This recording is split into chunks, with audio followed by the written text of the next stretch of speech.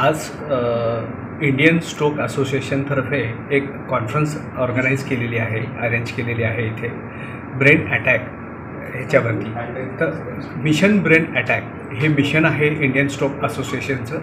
तर ह्याच्यामध्ये हे उद्देश काय आहे की ह्या उद्देश हे आहे की ब्रेन अटॅक म्हणजे काय आहे आणि त्याची ट्रीटमेंट कशी काय घ्यायला पाहिजे, तर ह्याचा अवेअरनेस जनजागृती करण्यासाठी लोकांपर्यंत ह्याची माहिती पोचण्यासाठी हे कॉन्फरन्स केलेलं आहे. ह्याच्यामध्ये नंबर 1 जास्तीत जास्त लोकांपर्यंत ह्याची जनजागृती व्हावी हा पण आहे. दुसरं म्हणजे ब्रेन अटॅकचे लक्षणं काय आहेत, जसं अचानक चेहरा वाकडा होणे, बोलताना तोतरेपणा येणे, हाताची पायाची शक्ती कमी होणे, चालताना तोल जाणे, डोळ्यासमोर अंधारे येणे.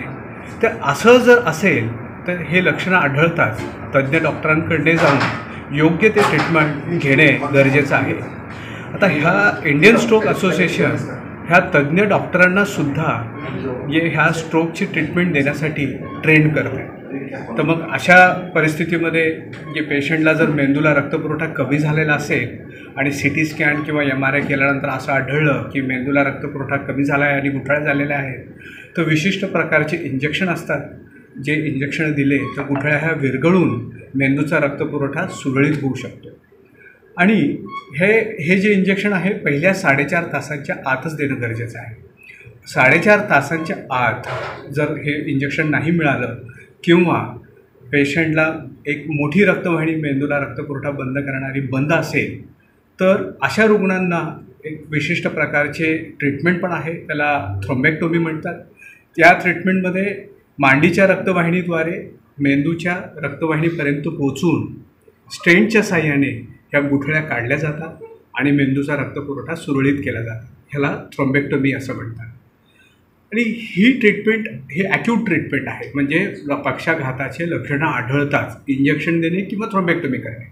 आणि त्याच्यानंतर काय, त्याच्यानंतर जर रुग्णाला हाताची पायाची शक्ती कमी असेल, बोलताना त्रास असेल, तर त्यांना फिजिओथेरपी करणे, स्पीच थेरपी करणे, रिहॅबिलिटेशन देणे, जेणेकरून त्यांचे अपंगत्व लवकरात लवकर बरे होईल आणि ते आपल्या जीवनामध्ये स्वावलंबी होतील आणि आपलं जीवन सहज जगू शकतील. हे असे 3 एम आहेत.